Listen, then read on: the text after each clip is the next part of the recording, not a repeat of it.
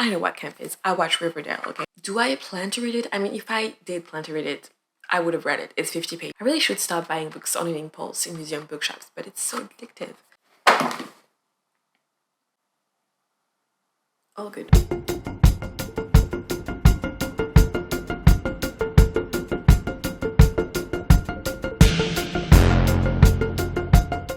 Hi, welcome back to my channel. Today we are tackling one of my biggest piles, which is my physical TBR pile. I made a video similar to this a few years ago, which was like owned and unread books. This is a part 2 of this video. It's not really an update as much as it is an addition, because I've realized that for basically every book I read, I buy about 4, so things just tend to add up. One of my resolutions this year is to read more from my physical TBR, read more non-English fiction, and to get more books from the library. Not all of those are designed to like make me not buy books, although not buying books is quite good because I'm trying to like save money. I have a lot of books, like the amount of books that I own and haven't read has basically doubled since then. So without further ado, let's get into the meat of the thing. The first category is poetry in French. So we have Manifeste Assis by Natacha Canapé-Fontaine, which is a book by a First Nation poet who lives in Quebec. I got it from an independent bookshop because independent bookshops know how to find books to seduce me. Like, you really couldn't find this in any chain store books, you know? And then I have 2 poetry books from like French authors from like the Surrealist era. So we have Elsa by Aragon and Clair de Terre by André Breton. I think I read one of André Breton's poems on my channel a few years ago. I'm very fond of French surrealist poets. That's it for the French poetry part. We have French fiction. Honestly, I'll be honest, I bought this book for class. I dropped out of the class, so I never got to read it. But I don't know what it's about. Small lives? I don't know. Pierre Michon, Vie minuscule. I should probably donate this. Like, I think the person who had it before me also didn't read it, so maybe there's a reason. I don't know. I got these 2 books which I didn't buy. My therapist lent them to me. The therapist I ghosted. So technically, I kind of stole them, not on purpose. She lent them to me because I was telling her about this class I was taking over the pandemic from this author, a creative writing class, but I didn't know much about this author, and she said, okay, I have these books from her. So yeah, this one is about like a summer in a small town where teenagers like get raucous. I don't know why I said it like that. Teenagers get rowdy. And this one is about the building of a bridge, also I think in a small-ish town, and how that changes the towns and the people who work on the bridge, etc. Then we have L'Anomalie. I think I hold this a while ago. It won the Goncourt, which is kind of like the Pulitzer, but more popular, so like maybe the Man Booker or something. But yeah, L'Anomalie is about a plane that disappears in the air and reappears suddenly, and how that changes the lives of the people that were on the plane, their families and stuff. Sounds good. My mom read it. Apparently it's good. This one I hold recently, Les Corps Solides, about a single mother who gets into this very weird game show in order to gain money to like live life with her son. Paris pour tous also hold recently, about an economist who accidentally becomes a presidential candidate on the program that he will start the 4-hour workday. Fun. This one I hold a while ago.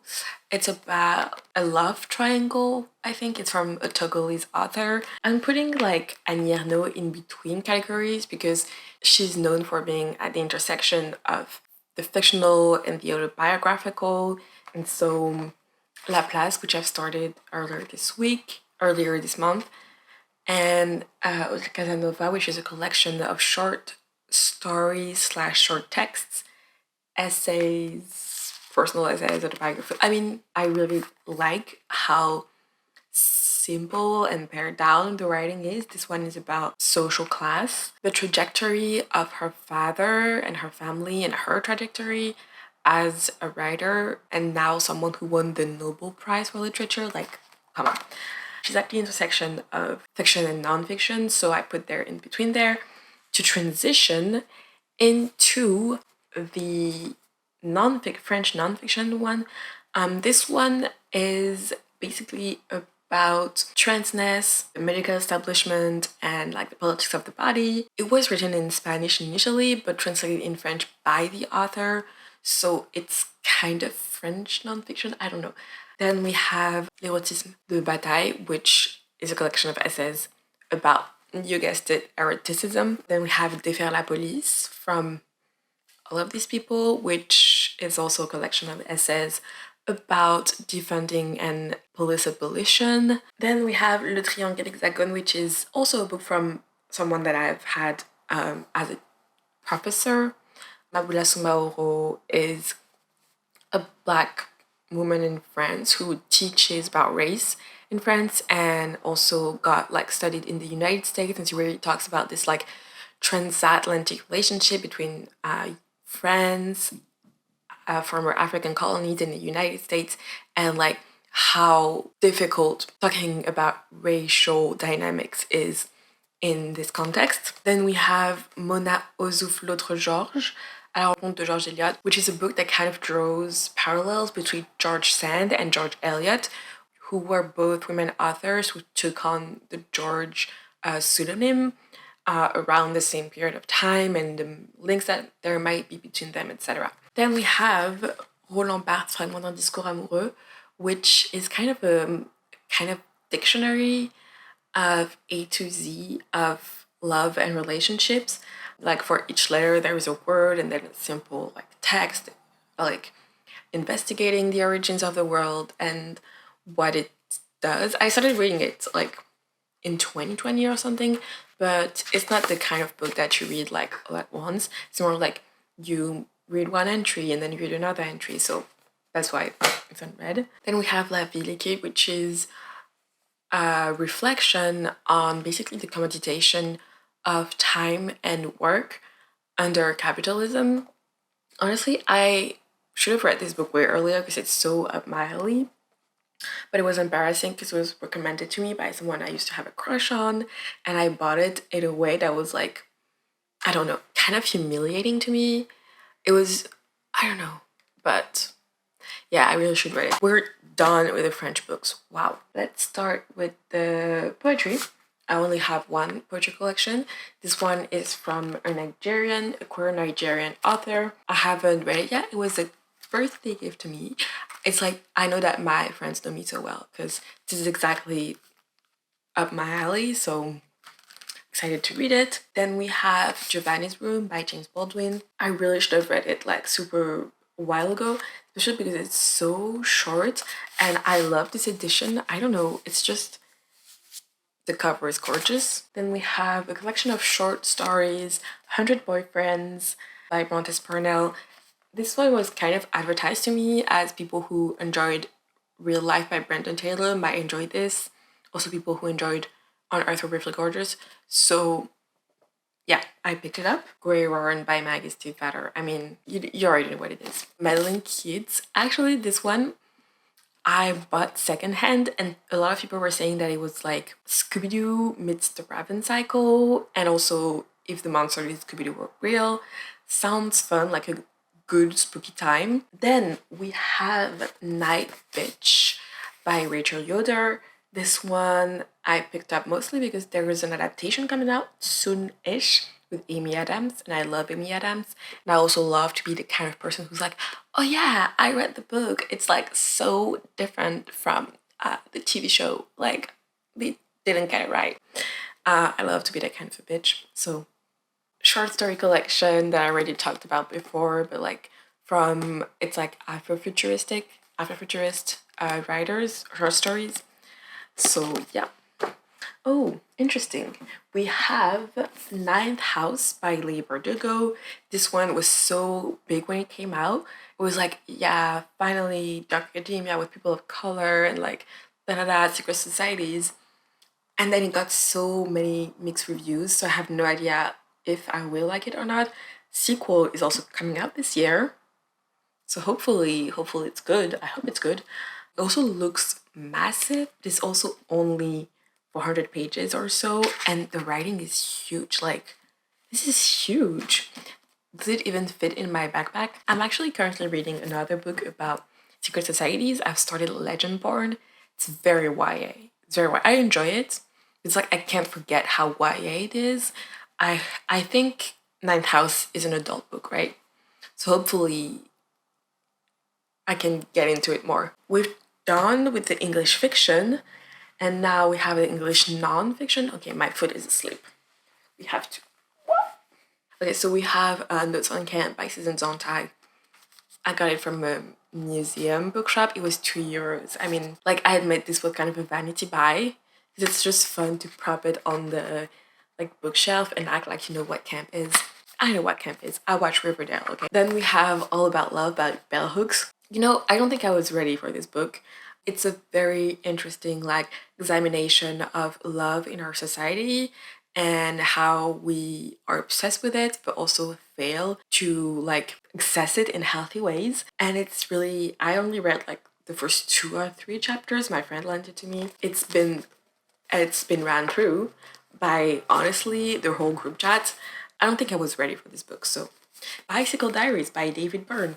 This one is fun. I read like 1 or 2 chapters already. I got it actually at this really weird and like nice bookshop in Amsterdam. I think the like bookseller is like, I think that was his house, and he was also high, and he sold it to me for €3. Honestly, even secondhand, that's a good price, I think.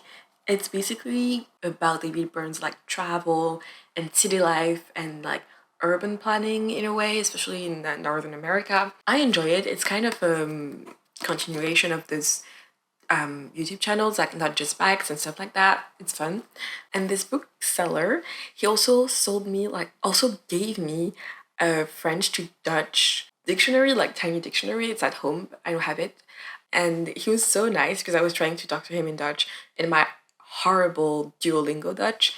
And yeah, it was just like a nice encounter. Then Hanif Abdurrahim, They Can Kill Us Until They Kill Us, a bunch of essays about like music and race and stuff. I love this author. I bought this because the Carly Rae Jepsen essays really like struck me, and his poetry is really good as well. I think I read it a while ago.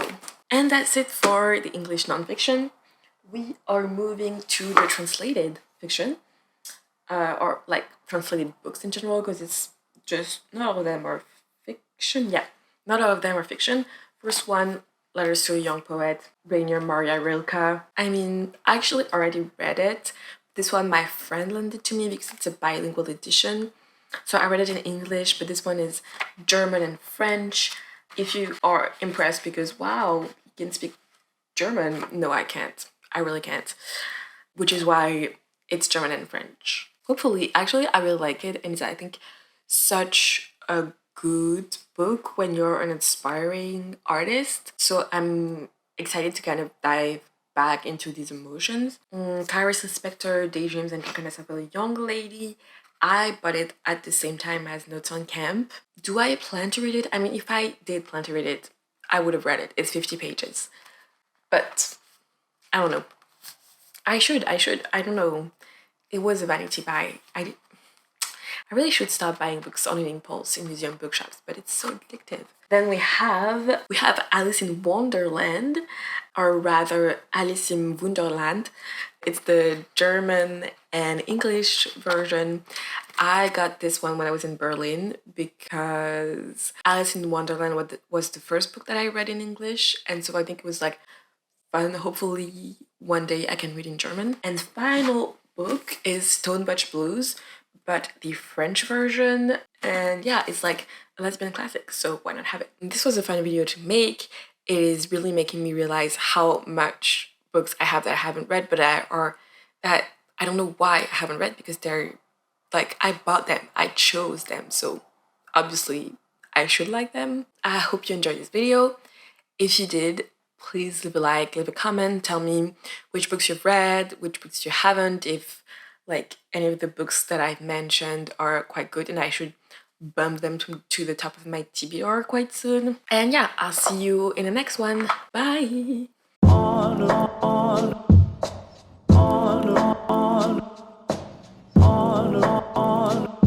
Rainy day.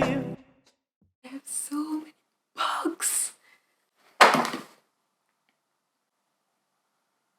All good.